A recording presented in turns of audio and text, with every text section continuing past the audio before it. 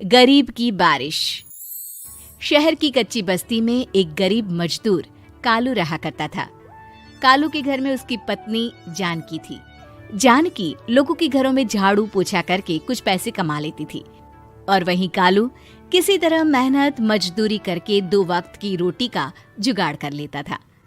कुछ दिनों से हो रही बारिश के कारण कालू की मजदूरी बंद हो गई थी।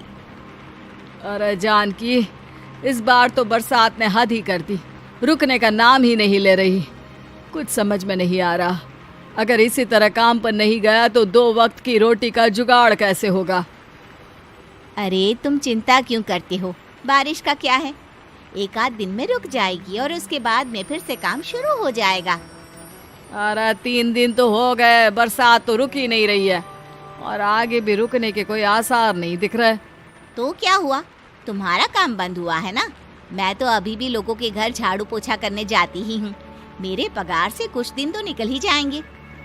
अरे घर का खर्चा तो हम किसी तरह चला लेंगे जानकी, लेकिन ये जो छत टपक रही है इसका क्या करेंगे।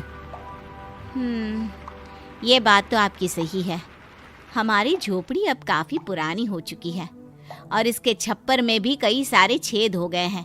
रात भर पानी टपकता रहता है। अरे मैं भी इसी बात से बहुत परेशान रहता हूँ। कहीं किसी दिन ज्यादा बारिश आ गई तो हमारी झोपड़ी टूटकर बिखर ना जाए। राम राम राम, ऐसी अशुभ बातें क्यों करते हो। अरे ऐसा कुछ नहीं होने वाला, ये झोपड़ी ही तो हमारा सब कुछ है। अगर यही नहीं रही तो हम जाएंगे कहाँ। ठीक है जानकी, जब तुम्हारी पगार मिल जाएगी तो कुछ पैसे बचाकर झोपड़ी के छप्पर की मरम्मत करवा लेंगे, शायद हमारी परेशानी कुछ कम हो जाए। ठीक है जी, अब ना ज्यादा परेशान मत हो। ये लो खाना खा लो और सो जाओ, सुबह मुझे भी जल्दी काम पर जाना है। जानकी और कालू अपनी झोपड़ी में सो गए। रात को अचानक से बहुत तेज बारिश शुरू हो गई। धीरे धीरे बारिश का पानी कालू की बस्ती में भरने लगा। पानी भरते भरते झोपड़ी के बाहर तक पहुंच गया था। सुबह के वक्त जब कालू और जानकी सोकर उठे, हे भगवान, ये क्या हो गया। बारिश का पानी तो हमारे घरों तक पहुंच चुका है। अब मैं काम पर कैसे जाऊंगी।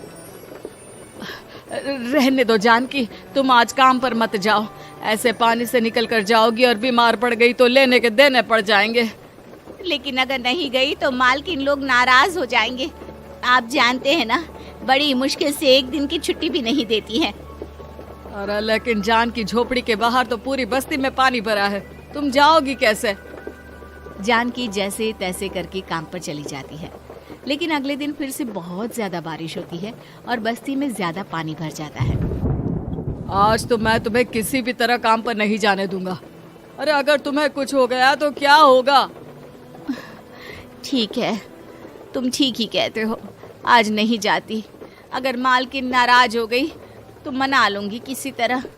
अरे मनाने वाली क्या बात है, जब तुम बताओगी कि हमारी झोपड़ी में पानी भर गया है तो वो खुद ही समझ जाएंगे ना। अगले 2 दिन तक तेज बारिश होने की वजह से जानकी, कालू और आसपास की बस्ती में रहने वाले सभी लोगों के घरों में पानी भर जाता है, जिसकी वजह से जानकी काम पर नहीं जा पाती। और 3 दिन के बाद जैसे ही जानकी काम पर पहुंचती है, कहाँ थी तुम? पिछले 3 दिनों से काम पर क्यों नहीं आई? मेम साहब क्या बताऊं, इतनी ज्यादा बारिश हो रही थी, हमारी पूरी बस्ती में पानी भर गया है और उससे भी ज्यादा तो मेरी झोपड़ी के अंदर पानी भर गया। आप ही बताइए कैसे आती मैं। इसका मतलब ये हुआ कि बारिश होगी तो तुम काम पर नहीं आओगी। ना ना, मेरे कहने का ये मतलब नहीं था मेम साहब। तुम जानती भी हो 3 दिन से कितनी परेशानी हो रही है मुझे। सारा काम मुझे खुद करना पड़ा। माफ कर दीजिए मालकिन जी, पर मैं क्या करती, आने के लिए रास्ता ही नहीं था, सब जगह पानी भरा हुआ था। बहाने तो तुझे बहुत बनाने आते हैं। जानकी देख, अगर अगली बार ऐसा किया ना तो फिर काम से हमेशा के लिए छुट्टी। अरे ना ना मालकिन, ऐसा मत कीजिए। बारिश की वजह से मेरे पति की मजदूरी भी छूट गई है। बड़ी मुश्किल से घर में 2 वक्त खाने की रोटी का जुगाड़ हो पाता है। आप मुझे काम से निकाल देंगे तो हम क्या खाएंगे। अगर इतनी ही चिंता है तो फिर रोजाना काम पर आया करो। चलो अब जल्दी से जाकर घर का सारा काम करो। बारिश रुकने का नाम ही नहीं ले रही थी। पूरे शहर में बाढ़ जैसे हालात बन गए थे, लेकिन नौकरी जाने के डर से जानकी किसी तरह रोज काम पर जाती थी। एक दिन जब जानकी काम करके अपने घर लौट आई तो अचानक उसकी बस्ती में कुछ लोगों का शोर सुनाई दिया। अरे लगता है बाहर कुछ हुआ है, मैं जाकर देखता हूँ। हाँ हाँ, पता तो कीजिए, ये बस्ती में लोग इतना शोर क्यों कर रहे हैं? बाहर जाकर कालू ने एक आदमी से पूछा। अरे क्या हुआ भाई, इतना शोर क्यों मचा रहा है? अरे क्या बताए भैया, अपनी बस्ती के बाहर एक पुल टूट गया है और वहाँ पर एक कार फंसी है। थोड़ी देर में अगर किसी ने नहीं बचाया ना तो वो कार पानी में बह जाएगी। ये क्या कह रहे हो भैया, कार के अंदर कोई है क्या? हाँ, कोई औरत बैठी है, अकेली है, बहुत रो रही है बेचारी, मदद के लिए बुला रही है। अरे तो हमें जाकर उनकी मदद करनी चाहिए ना। अरे लेकिन इसमें बहुत खतरा है, हमें अपने आप को बचाना चाहिए, पानी कभी भी हमारी बस्ती की तरफ आ सकता है। अरे तुम्हें नहीं चलना तो मत चलो, लेकिन मैं तो जाकर उस औरत की मदद जरूर करूंगा। कालू उस जगह पर पहुंचता है जहां वो औरत कार में फंसी हुई थी। वहां पर पानी का बहाव बहुत तेज था और सारा पानी कालू की बस्ती की तरफ ही आ रहा था। कालू ने एक बड़ी सी रस्सी को पेड़ से बांध दिया और दूसरे सिरे को कार की तरफ फेंक दिया और उस औरत को रस्सी के सहारे बाहर आने के लिए कहा। तभी वहां जानकी भी दौड़ती हुई आई। अरे ये तो मेरी मालकिन है, जिनके यहाँ मैं काम करने जाती हूँ। अरे मैडम जी, आप डरिएगा मत, आपको कुछ नहीं होगा। आपकी गाड़ी को भी मैंने रस्सी से बांध दिया है। थोड़ी देर में पानी का बहाव कम हो जाएगा, फिर हम आपकी कार को भी बाहर निकाल लेंगे। क्या तुम जानकी के पति हो? हाँ हाँ, जानकी मेरी ही पत्नी है, आपके यहाँ काम करती है ना। लेकिन मेम साहब, आप यहाँ पानी में कैसे फंस गई? अब क्या बताऊं, मैं अपनी सहेलियों के साथ पिकनिक पर गई थी, वहीं से लौट रही थी। अचानक पानी का बहाव तेज हो गया और मेरी गाड़ी फंस गई। अरे कोई बात नहीं मालकिन, अब ना आप बिल्कुल सुरक्षित हैं। मैं तो बहुत बुरी तरह डर गई थी, कब से मदद के लिए चिल्ला रही थी, लेकिन कोई मेरी मदद के लिए नहीं आया। भला हो तुम्हारा पति का जिसने मेरी जान बचा ली। लेकिन जानकी, मैंने तुम्हारे साथ बहुत गलत व्यवहार किया। इतने खराब मौसम और बाढ़ में भी तुम्हें काम पर आने के लिए कहा, नौकरी से निकालने की धमकी भी दी, और तुमने मेरी जान बचाई। मुझे माफ कर दो। अरे कोई बात नहीं मालकिन, आपकी जान बचाना तो हमारा धर्म था। देखो जानकी, तुम्हारी झोपड़ी में जो भी नुकसान हुआ है उसके लिए मैं तुम्हें पैसे दूंगी। आज तुम्हारे पति ने मेरी जान बचाई है और आज के बाद मैं तुम्हें कभी भी नौकरी से निकालने की धमकी नहीं दूंगी। आज मैं तुम्हारी परेशानी को अच्छी तरह समझ चुकी हूँ। हम जैसे पैसे वाले लोगों के लिए अपने घर में बैठकर बारिश का मजा लेना बहुत आसान है, लेकिन तुम गरीब लोगों के लिए बाढ़ और बारिश काफी परेशानी खड़ी कर देते हैं। ये बात मुझे आज अच्छी तरह समझ आ गई है। आपका बहुत बहुत धन्यवाद मालकिन।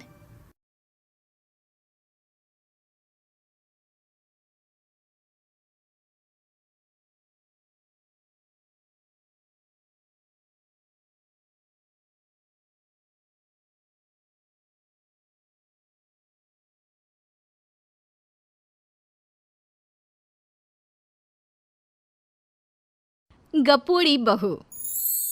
उमा जी की बहू पिंकी को गप्पे मारने की बहुत आदत थी। वो जब भी किसी के बारे में बातें करती तो बड़े बड़े गप्पे फेंका करती। आसपास के सब लोगों को पता था कि पिंकी बहुत बड़ी गप्पोड़ी बाज है। लोग उसकी बात पर विश्वास नहीं किया करते थे, लेकिन हाँ, उसकी बातें सुन सुनकर हंसते बहुत थे। अरे बहू, पड़ोस वाली शर्मा जी है ना, उनकी बेटी का जन्मदिन है, तुम भी चली जाना। ठीक है मम्मी जी, ये तो बता दो गिफ्ट में लेकर क्या जाना है? अरे लेकर क्या जाना है, 250 का लिफाफा दे देना, बस काफी है। अरे मम्मी जी, अच्छा लगेगा क्या? पड़ोसी हैं हमारे, हमें कुछ बड़ा लेकर जाना चाहिए। अरे बहू, इतना काफी है। जानती हैं आप, मेरे मायके में जब पड़ोस में किसी की बर्थडे होती थी ना, तो मम्मी कुछ ना कुछ गोल्ड का ही देकर भेजती थी। पड़ोसी के बर्थडे में सोना? कैसी बातें करती हो। और नहीं तो क्या, आपकी तरह थोड़ी ना लिफाफा पकड़ा दिया। पिंकी शर्मा जी की बेटी के जन्मदिन में चली जाती है। अरे आज तो बड़ी सुंदर लग रही हो साड़ी में। जी मैं तो लहंगा पहनकर आने वाली थी, मम्मी जी नहीं मानी। अरे बेटा, बर्थडे पार्टी में तो साड़ी चल जाती है, मेरा मतलब कोई शादी थोड़ी ना है। कैसी बात कर रही हैं आप आंटी जी? मेरे मायके में तो छोटे छोटे फंक्शन भी हम लोग लहंगा बनवाते थे बुटीक से, डिजाइन करवाकर, चाहे पड़ोस में किसी का जन्मदिन हो, मेरी मम्मी हमेशा बुटीक से नया लहंगा डिजाइन करवाती थी। मैंने तो ऐसा कहीं नहीं देखा, ये तो तुमने आज बड़े कमाल की बात बताई। अरे जाने दीजिए, कोई बात नहीं। और बताइए, आपकी बेटी नजर नहीं आ रही? अरे भाभी, मैं यहाँ हूँ, ये देखिए मेरा ड्रेस कैसा लग रहा है? ठीक ही है, मतलब बर्थडे के हिसाब से थोड़ा हल्का है ना। अरे भाभी, इतना सुंदर गाउन पहना है मैंने। मैं ना शादी से पहले अपने बर्थडे पर हमेशा जरी वाला लहंगा पहना करती थी, यही मैं तुम्हारी मम्मी को भी बता रही थी। इसके बाद केक काटने का प्रोग्राम शुरू होता है, सब लोग इकट्ठे हो जाते हैं।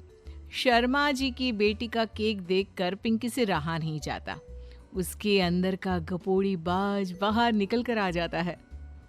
अरे इतना छोटा सा केक!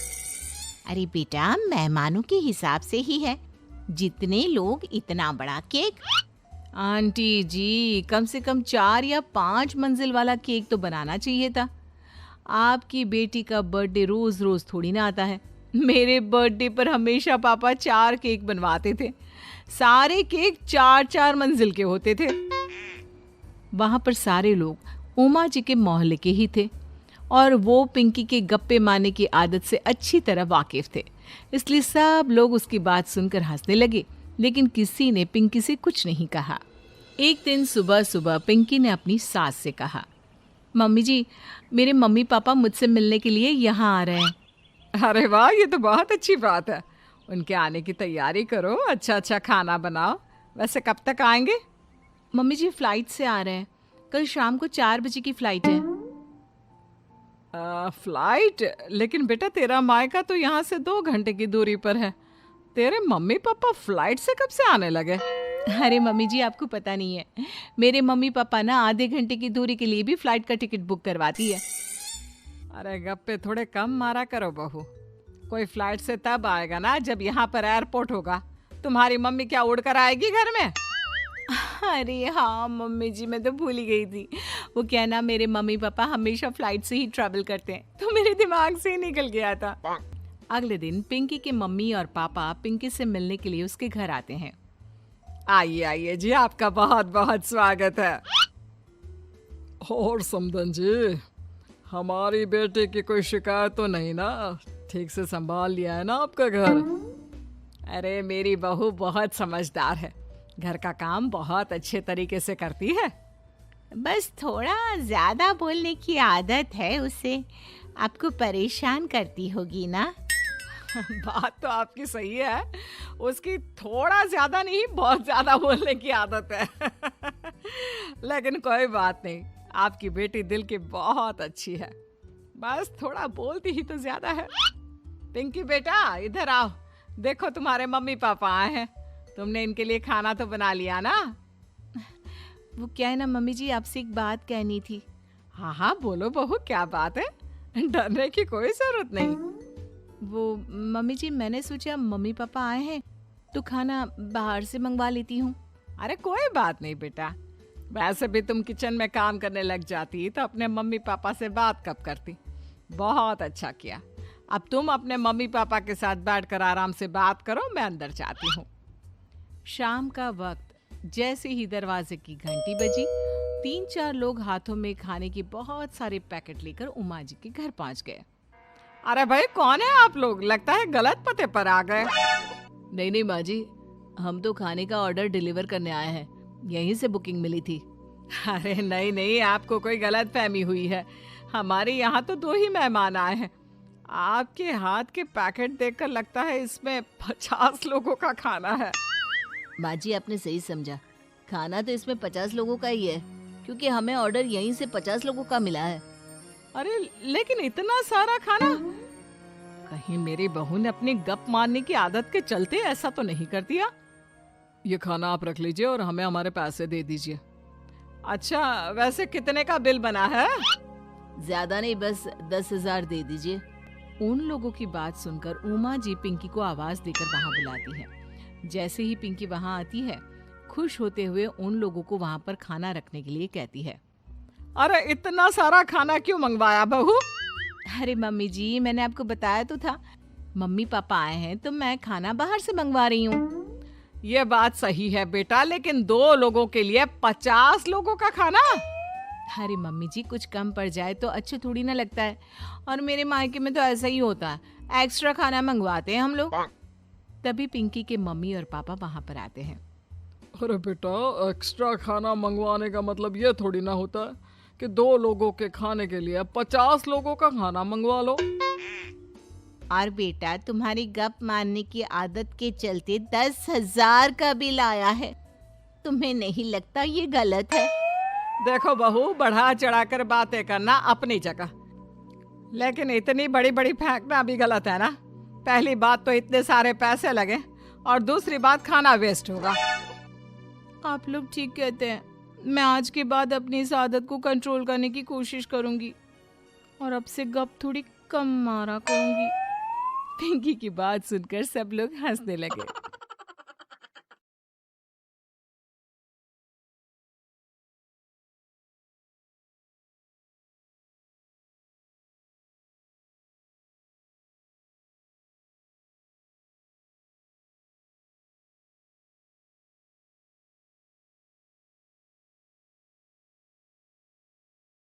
खूनी कुआं।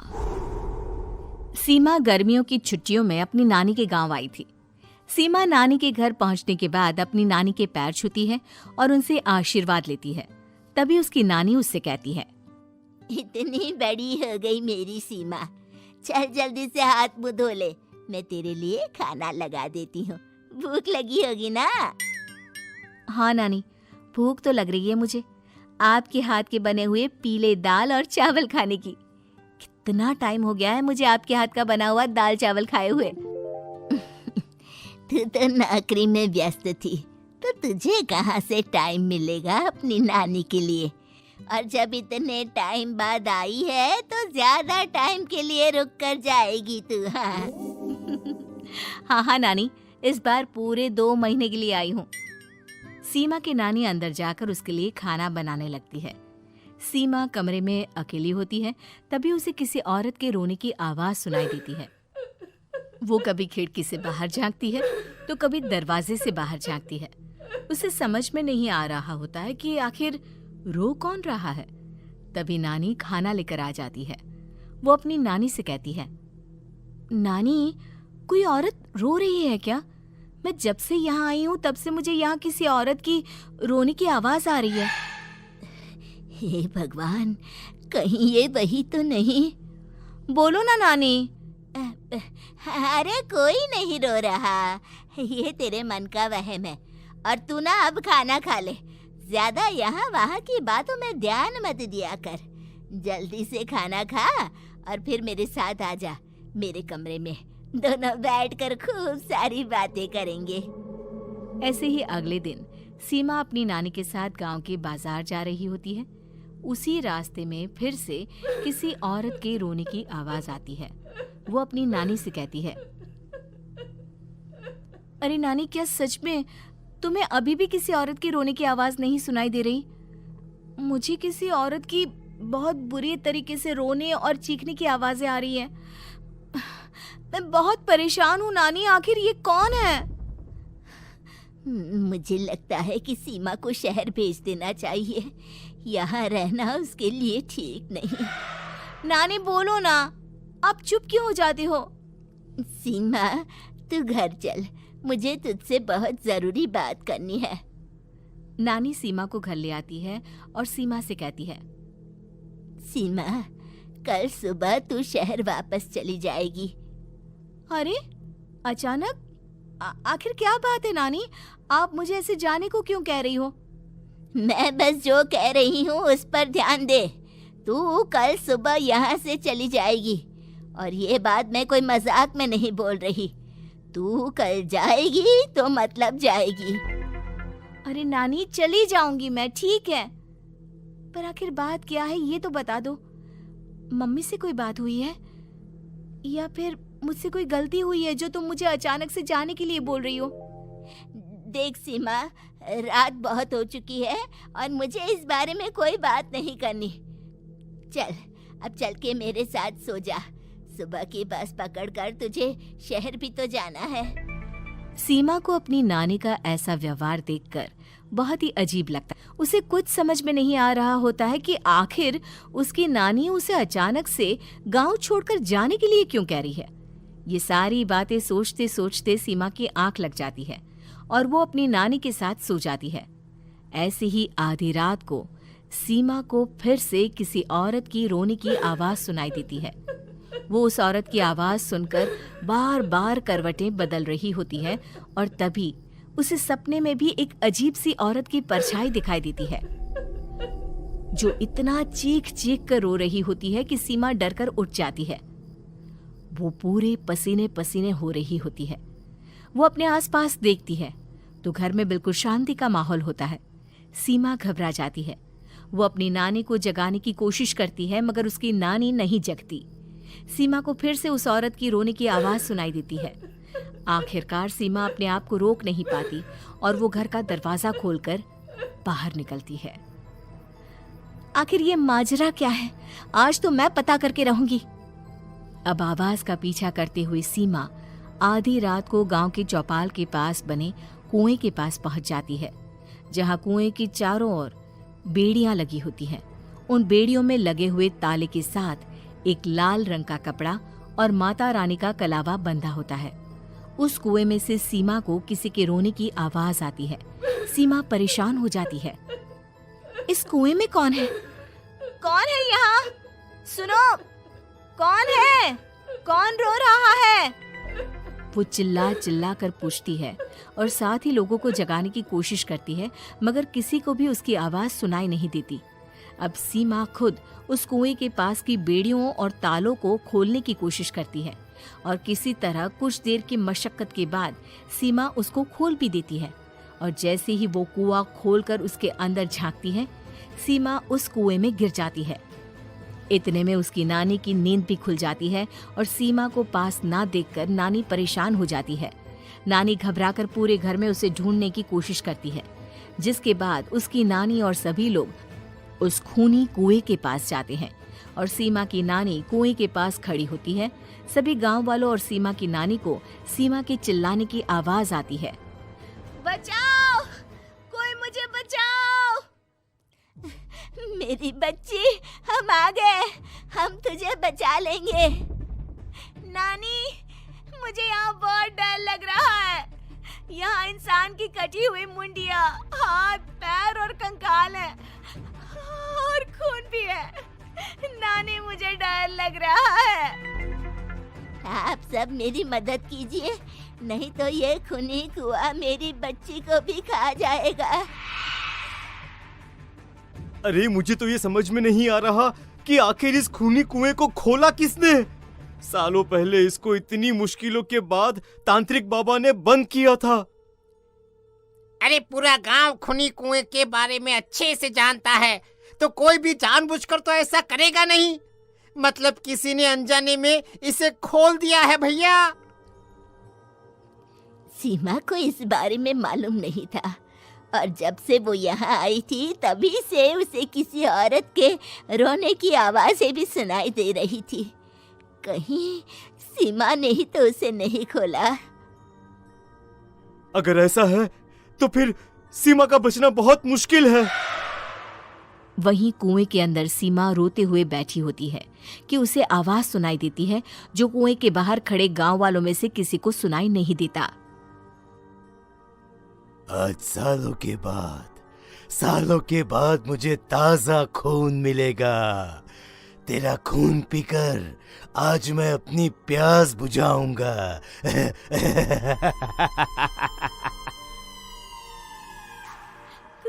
कौन है? मत मारो प्लीज, मुझे जाने दो प्लीज। मैंने किसी का क्या बिगाड़ा है? वो तुझे मरने के बाद पता चल ही जाएगा। जितने में गांव वाले और सीमा की नानी कुछ सोच पाते, उतने में उन्हें सीमा के चिल्लाने की आवाज आती है और अगले ही पल सब शांत हो जाता है। क्या हुआ? सीमा, मेरी बेटी। माफ करना बहन, लेकिन अब सीमा वापस नहीं आएगी। हमें एक बार फिर से कुएं को बंद करना होगा। गांव वाले तभी तांत्रिक को बुलाकर लाते हैं। एक बार फिर अपनी शक्ति से तांत्रिक बाबा उस कुएं को हमेशा हमेशा के लिए बंद कर देते हैं और वहां एक बोर्ड लगा दिया जाता है कि यहां आना मना है।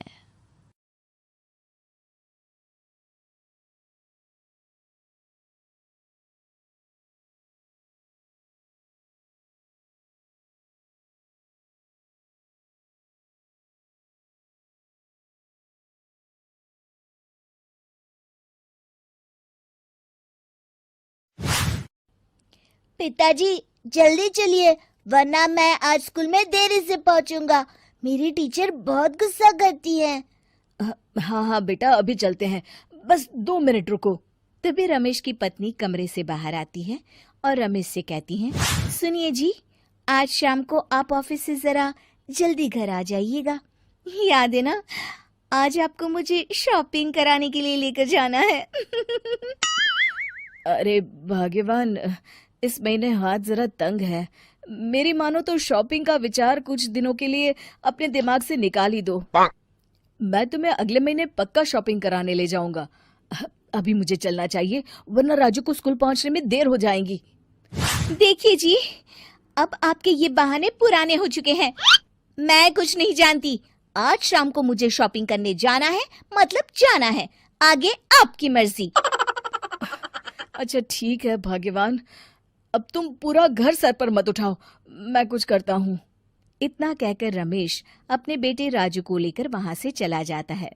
घर से निकलने के लिए रमेश जैसे ही अपनी मोटरसाइकिल शुरू करता है, तभी उसकी माँ उसे आवाज देकर कहती है, अरे रमेश, आज शाम को मुझे कुछ पैसे दे देना। याद है ना, मैंने तुझसे कहा था कि मुझे मंदिर में चढ़ावा चढ़ाना है। अरे माँ, मेरी तनख्वाह आने में अभी 10 दिन बचे हैं। अभी मेरे पास बिल्कुल पैसे नहीं है। हाँ, मेरी तनख्वाह मिलते ही मैं तुम्हें पैसे दे दूंगा। रमेश की माँ चिढ़कर कहती हैं, अरे तेरा दिमाग तो खराब नहीं हो गया? मैंने तेरे भरोसे मंदिर के पुजारी जी से वादा कर दिया है और तू कह रहा है कि पैसे नहीं है। अब मैं पुजारी जी को क्या जवाब दूंगी? तुझे तो मेरी इज्जत की भी कुछ परवाह नहीं है।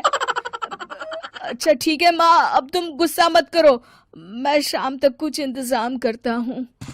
इतना कहकर रमेश वहां से चला जाता है। फिर दोपहर को जब रमेश अपने दफ्तर में बैठा होता है, तब उसे अपनी पत्नी और माँ की बातें याद आती हैं। रमेश अपने दफ्तर के एक साथी मोहन से कुछ रुपए उधार मांगता है। अरे भाई मोहन, मेरा एक छोटा सा काम कर दो, मुझे कुछ रुपयों की सख्त जरूरत है। मुझे कुछ दिनों के लिए क्या तुम रुपए उधार दे सकते हो? अरे रमेश भाई, मैं तुम्हें पैसे उधार तो दे सकता हूँ, लेकिन मुझे वक्त पर पैसे लौटा देना। वैसे भी मेरा मानना है कि दोस्ती यारी में कभी पैसों का व्यवहार नहीं करना चाहिए। ये कहावत तो तुमने सुनी ही होगी कि उधार प्रेम की कैंची है। मैं नहीं चाहता कि पैसों को लेकर हमारा रिश्ता खराब हो। अरे मोहन, तुम बिल्कुल चिंता मत करो, मैं तुम्हारे पैसे वक्त पर लौटा दूंगा। फिर मोहन रमेश को पैसे दे देता है। शाम को घर आकर रमेश कुछ पैसे अपनी माँ को देता है और साथ ही अपनी पत्नी को भी शॉपिंग कराने बाजार लेकर जाता है। रमेश की पत्नी और उसकी माँ का स्वभाव जरूरत से ज्यादा खर्चीला होने के कारण दोनों हमेशा बेवजह पैसे खर्च करती हैं। फिर एक दिन, सुनिए जी, अगले हफ्ते हमने छुट्टियों में कहीं बाहर जाने का प्लान बनाया था। आपने पैसों का इंतजाम कर लिया ना? अरे अभी कहाँ, अभी तो मेरे पास बिल्कुल पैसे नहीं है। हम कभी और चले जाएंगे। देखिए जी, मैंने सभी सहेलियों से कह दिया है कि मैं बाहर घूमने जा रही हूँ। अगर मैं नहीं गई तो सब मुझ पर हंसेंगी। आप कहीं से भी पैसों का इंतजाम कीजिए जी। इतना कहकर रमेश की पत्नी वहां से चली जाती है। वहीं दूसरी तरफ रमेश की माँ भी तीर्थ यात्रा जाने की जिद करती है और रमेश से पैसे मांगती है। फिर अगले दिन रमेश एक सेठ से पैसे उधार लेकर अपनी पत्नी और बेटे को घुमाने ले जाता है और अपनी माँ को भी तीर्थ यात्रा पर भेज देता है। लेकिन जैसे ही रमेश अपनी छुट्टियां बिताकर वापस आता है, कर्जदार उसका जीना मुश्किल कर देते हैं। इतना ज्यादा कर्ज एक साथ अपने ऊपर देख रमेश काफी परेशान रहने लगता है। फिर एक दिन राजू की स्कूल की फीस वक्त पर न भर पाने के कारण रमेश को स्कूल में बुलाया जाता है। स्कूल के प्रिंसिपल साहब रमेश को सख्त हिदायत देते हैं कि अगर वक्त पर स्कूल की फीस नहीं भरी गई तो उनके बेटे का नाम स्कूल से काट दिया जाएगा। अपने बेटे की स्कूल की फीस भरने के लिए रमेश अपने दोस्त गिरधारी से कुछ पैसे उधार ले लेता है और स्कूल की फीस भर देता है।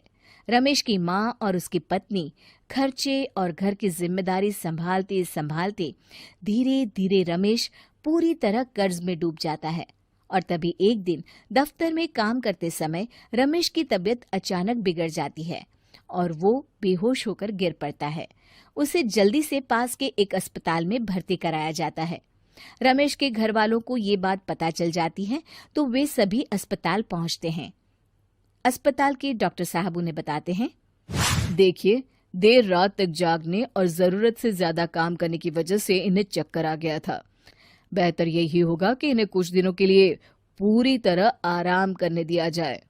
रमेश की हालत देखकर उसके बेटे राजू को बहुत गुस्सा आता है और वो अपनी दादी और माँ से कहता है, माँ, दादी, मैं इतना छोटा हूँ फिर भी मैं इतना समझता हूँ कि पिताजी दिन रात दफ्तर में काम करके पैसे कमाते हैं। पिताजी अकेला पूरा घर संभालते हैं और आप दोनों अपने फिजूल के खर्चों के लिए उन पर दबाव डालते रहते हैं। आज पिताजी की हालत के जिम्मेदार तो आप दोनों हैं। राजू की समझदारी भरी बातें सुनकर रमेश की माँ और पत्नी को अपनी गलती का एहसास होता है और दोनों की आंखों में आंसू आ जाते हैं। फिर कुछ दिनों के बाद रमेश की तबीयत एकदम अच्छी हो जाती है और वो पहले की तरह अपने काम पर जाने लगता है। रमेश की माँ और पत्नी अब उसे किसी प्रकार की कोई तकलीफ नहीं देते और ना ही उससे किसी चीज की मांग करते हैं। फिर देखते ही देखते रमेश अपने कर्ज के सारे पैसे चुका देता है।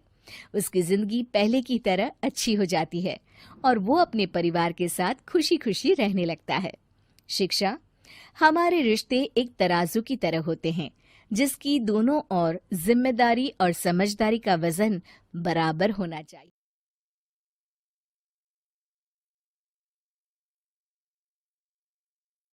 अमर रोज दफ्तर से अपने घर आते हैं। दिन भर काम और टेंशन से जूझकर घर आते ही अपनी भड़ास निकालते हैं अपने परिवार पर। बस आज काम जल्दी खत्म हो गया, अब आराम से जाकर मैच देखूंगा। निकल जाता हूँ इससे पहले कि बॉस की नजर में आ जाऊं। ला ला ला ला ला ला ला ला। अमर, कल जो रिपोर्ट फाइल करनी है उसमें लास्ट मिनट चेंजेस आए हैं, आज जाने से पहले अपडेट कर देना। सर, आज जल्दी जाना जरूरी है, बेटे को स्कूल के जरूरी सामान खरीदने ले जाना है ना। अब जब तक तुम पहुंचोगे मार्केट तो बंद हो गया होगा। सर, इसलिए जल्दी जाना होगा। एक काम करो, कल जल्दी चले जाना। अमर बेबस होकर बॉस का ऑर्डर मानकर फिर काम में लग जाते हैं। किसी तरह मन मार कर काम खत्म करते हैं और चिड़चिड़े मन से घर पहुंचते हैं। निशा, जल्दी से खाना लगा दो, इंडिया की बैटिंग खत्म होने वाली है। बॉस ने लेट करवा दिया। अरे इतनी देर से आए हो, थोड़ी देर बात तो कर लो। अरे सुनो, हटो यहाँ से, पापा को टीवी देखने दो। पता है ऑफिस में कितना काम रहता है, कितना काम करके आया हूँ मैं। तो मैं भी तो ट्यूशन जाकर आया हूँ। अब हाँ, जाओ, जाके फिर होमवर्क कर लो, कल स्कूल भी जाना है ना। तो मैं उठ जाऊंगा, लेट नहीं करूंगा, अभी मेरा शो चल रहा है, मुझे देखना है। अरे समझ नहीं आ रही बात एक बार में, एक थप्पड़ दे के समझाओ क्या। रिमोट दे और सोने जा।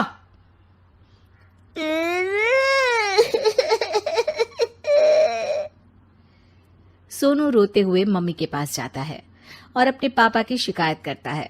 निशा उसे पुचकार के एक और बेडरूम में ले जाकर सुला देती है। मैं डांटती हूँ पापा को, तू सो जा अभी, ठीक है बेटा।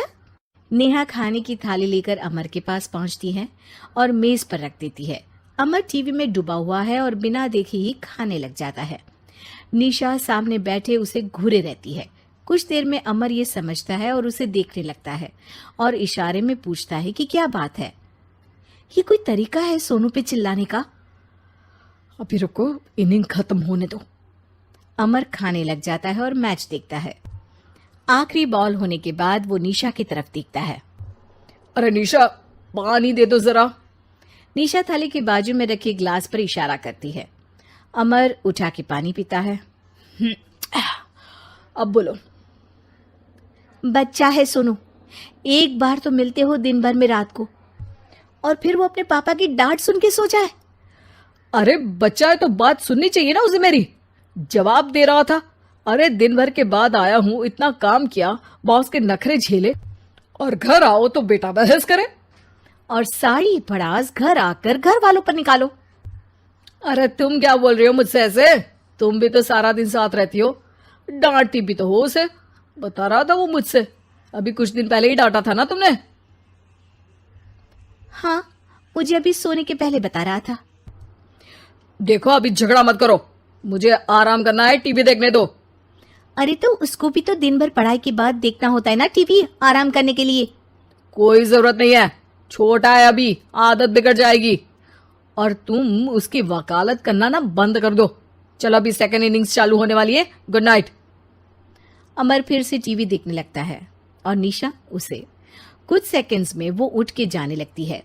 दरवाजे तक पहुंची होती है कि अमर कहता है, अरे सुनो तो, चाय बना देना 1 कप। नहीं। निशा दरवाजा पीट के चली जाती है और अमर देखता रह जाता है। अगली सुबह निशा किचन में सोनू का टिफिन पैक करके उसे देती है। सोनू नाश्ता कर रहा है। अमर पीछे से तैयार होकर आता है और खाली चाय का कप टेबल पर रखता है। अमर, उसे वहां मत रखो, अभी साफ की है, दाग लग जाएंगे। अरे क्या हुआ है तुमको? रोज तो यहीं रखते हैं।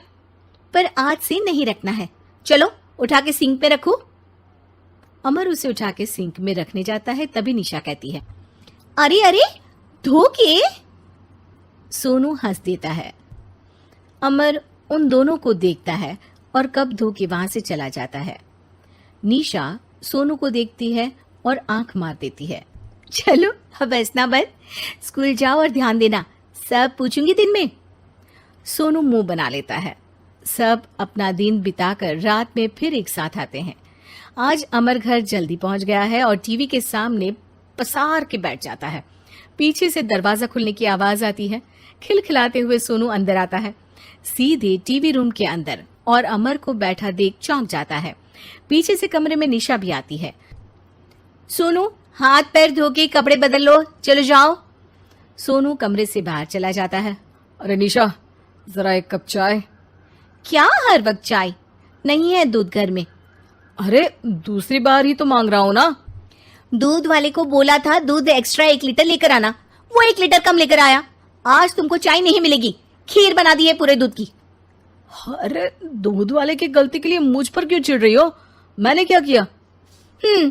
तुम भी तो यही करते हो ना। ऑफिस में किसी की गलती हो तो घर आके चीखते हो। चाय पीनी है तो दूध लाना पड़ेगा नीचे से। अरे पर तुम नीचे से ही आई ना। मैं भूल गई, तुम भी तो नीचे से आए। निशा कमरे से बाहर जाती है और सोनू अंदर आता है। वो अमर को देखता है, फिर कुछ बोलता नहीं है। अरे क्या हुआ सोनू? मेरा टीवी देखने का टाइम है अभी। आज रात को देख लेना। देखो आप ना परेशान मत करो, आज ऐसे ही टीचर से डांट सुन ली है, अब आपकी नहीं सुनने वाला। अच्छा, क्यों डांटा टीचर ने? क्योंकि मेरा प्रोजेक्ट इनकम्प्लीट था, आपने सामान लाके नहीं दिया और आपकी वजह से सब हंसने लगे मेरे पे। अब आप जाओ। सोनू टेबल पे रखा रिमोट उठाता है और चैनल बदल के बैठ जाता है। अरे ये क्या तरीका है बात करने का? तो आपसे ही तो सीखा है, बाहर का गुस्सा घर पे निकाल दो।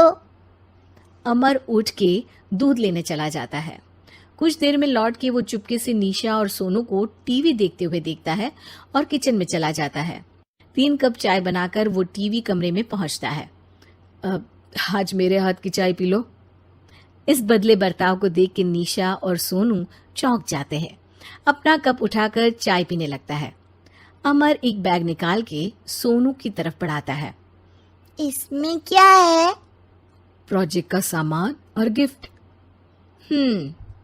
लगता है पापा दूध लेने गए और गुस्सा छोड़ के आ गए। कैसी है सोनू के पापा के हाथ की चाय? स्वीट स्वीट, बिल्कुल मम्मी की तरह। और पापा की तरह नहीं? पापा की तरह कड़क है।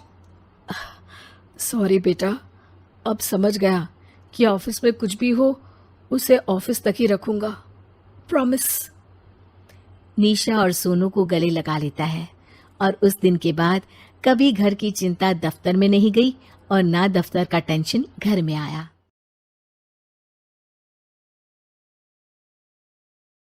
क्योंकि बहू झूठ नहीं बोलती। सुधा और राकेश के 3 बेटे थे। शादी के बाद तीनों माँ बाप से दूर रहते और सिर्फ त्योहारों में आते। माँ जी, पिताजी, अगली बार आप लोग हमारे घर आइएगा। अरे नहीं बहू, सब यही आ जाते हैं तो घर खिला खिला लगता है। हाँ बहू, तू हमेशा बुलाती है तो जरूर आएंगे तेरे पास भी। हाँ, दीदी का घर बड़ा जो है, सब कुछ अपनी शादी के बाद दीदी को ही तो दे दिया था। हमें भी दिया होता तो हम भी बड़ा घर लेते। क्यों सुनील? अरे नहीं, पापा ने सबको एक बराबर ही दिया है। छोटी बहू, क्या चाहिए तुम्हें, बोलो। वो आपके सोने की चेन वाली घड़ी है ना, वो अगर आप मुझे, तभी वहाँ मजली बहू भी आ जाती है। और मुझे ना आपका मंगलसूत्र कितना लंबा, सुंदर और भारी भी है। अरे हाँ, तुम दोनों को ही दूंगी बहू, चिंता न करो। चलो अब खाना लगाओ, खाना खाया जाए। सभी मिलकर खाना खाते हैं कि पड़ोसन आ जाती है। अरे सुधा बहन, थोड़ी चीनी तो देना, घर में शक्कर नहीं है और मेहमान सर पर बैठे हैं। अरे छोटी बहू, चाची को शक्कर तो दे दो। अरे मजली दीदी, आप दे दीजिए ना, मैं यहाँ कम आती हूँ तो मुझे पता ही नहीं है कि सासू माँ सारी चीजें कहाँ रखती है। और तुम, मैं कौन सा यहाँ रोज शक्कर फाँकने के लिए आती हूँ, मुझे भी नहीं है पता। तभी बड़ी बहू हाथ में चीनी की कटोरी लेकर आती है। चाची, शक्कर। आप लोगों का बड़ा सहारा है माँ जी और पिताजी को, वरना हम लोग तो यहाँ रहते ही नहीं।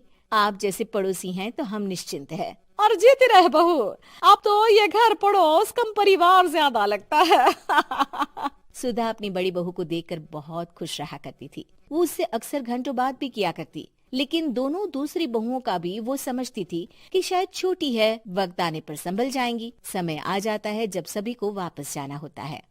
माँ जी, हम लोगों की फ्लाइट पहले है, हमें इजाजत दे। वो सास के गले लगकर चली जाती है। थोड़ी देर बाद छोटी बहू कहती है, माँ जी, मैं ना ये सोफे के कवर और चादरें ले जा रही हूँ, यहाँ तो ऐसी ही पड़ी रहेंगी। हाँ बहू, ले जा, और कुछ चाहिए तो बोल। और तो चाहिए बहुत कुछ, पर चलिए कोई बात नहीं, अगली बार ले जाऊंगी मैं। ऐसे ही मंजली बहू भी घर का बहुत सारा सामान ले जाती है। सभी के जाने के बाद सुधा राकेश से कहती है, घर कितना सूना लग रहा है ना। हाँ, और खाली भी। तुम्हारी दोनों बहुएं सब बटोर गई। अरे ठीक है ना, हम दोनों ही तो हैं, कितना सामान लगेगा, फिर उन लोगों की नई गृहस्थी, इतना मत सोचा करे। समय बीतता है। ऐसे ही हर साल त्योहारों में सुधा और राकेश के बच्चों की बहू आते और जाते वक्त ढेर सारा सामान पैक कर कर ले जाती। लेकिन कुछ ही सालों में सुधा का देहांत हो जाता है। पिताजी, आप यहाँ अकेले क्या करेंगे, हम लोगों के साथ चलिए। अरे नहीं बहू, इस घर में सुधा की यादें हैं, मैं उसे नहीं छोड़ सकता हूँ। अब तुम लोगों की माँ नहीं रही। देख लो, वैसे तो मैंने उसके जीते जी सब कुछ दे दिया है, लेकिन कुछ उसका पर्सनल कीमती सामान था जो ये है, ले लो। सामान में होती है एक घड़ी और एक मंगलसूत्र। माँ जी ने कहा था कि वो ये घड़ी मुझे देंगी। हाँ, पिताजी, माँ ने सबके सामने ये घड़ी सरिता को देने के लिए कहा था। उठा लो सरिता माँ की घड़ी। अब क्या था, छोटी बहू फट से घड़ी उठा लेती है। और पिताजी, ये मंगलसूत्र तो माँ ने मुझे ही देने को कहा था, याद है ना। वो सभी की ओर इशारा करती है। तू भी ले ले ये हार बेटा, कोई बात नहीं। मंजली फटाक से हार उठा लेती है। ससुर बड़ी बहू की तरफ देखते हैं। तुझे क्या दूं बेटा? पिताजी, माँ ने एक चीज मेरे लिए भी रखी है। सभी के कान खड़े हो जाते हैं कि आखिर सास ने क्या रखा होगा बड़ी के लिए। अरे माँ जी तो दीदी से प्यार भी ज्यादा ही करती थी, हमेशा उनसे बात किया करती। जरूर कोई बड़ी और अपनी प्रिय चीज दी होगी दीदी को। और देख लेते हैं ना, वरना तो हम भी बराबर का बंटवारा करेंगे। हाँ, कर लेना बंटवारा। लेकिन बड़ी बहू बताओ तो, सुधा ने क्या रखा है तुम्हारे लिए? अभी तो हम लोग यही हैं पापा जी, जब जाने लगेंगे तो बता दूंगी। बड़ी बहू के मुंह से ये बात सुनकर बाकी दो बहुएं सोचने लगती हैं कि आखिर क्या है जो दीदी को सासू माँ देकर गई हैं। दीदी ऐसा तो नहीं ना कि पूरे घर का आधा हिस्सा माँ बड़ी भाभी को देकर गई हो? तभी वहाँ ससुर आ जाते हैं। नहीं नहीं, ऐसा कुछ नहीं है। मकान तो तुम तीनों का बराबर से है। देखो, बड़ी बहू से तुम्हारी सास ज्यादा जुड़ी थी, न जाने क्यों घंटों बात किया करती थी। पता नहीं क्या देकर गई है उसे। और ससुर जी, आपको क्या पता, चालाकी से पूरे घर के पेपर में साइन करवा लिए हो, या फिर कोई छुपा गहना। आखिर मकान पूरा तो आपने सासू माँ के नाम ही कर रखा था ना। अब घर में ये सस्पेंस बन जाता है कि आखिर बड़ी बहू क्या लेकर जाएगी। फिर वो दिन भी आ जाता है जब बड़ी बहू के जाने का समय हो जाता है। बेटा, परसों तुम चली जाओगी, बताया नहीं माँ ने तुम्हें क्या दिया? घड़ी और हार जो बेशकीमती था और तुम्हारी सास को सबसे ज्यादा प्रिय था, उसका तो बंटवारा भी हो चुका है। अब तुम्हारी बारी। हाँ पिताजी, आज मैं ये बात बताने ही वाली थी। माँ ने मुझे उससे भी बेशकीमती चीज दी है, और वो है आप। आपसे अधिक प्रिय उन्हें कुछ नहीं था। माँ चाहती थी कि आप मेरे साथ रहें। चलिए पिताजी। बेटा, मेरे पास तो कोई पेंशन भी नहीं है और ना ही कोई प्रॉपर्टी। लेकिन आपके पास संस्कार है पिताजी, जो मेरे बच्चे आपसे लेंगे, तो आपको ले जाने पर स्वार्थ ही है मेरा। चलिए ना पापा। सभी के सामने पिताजी बड़ी बहू और बेटे के साथ उनके घर चले जाते हैं।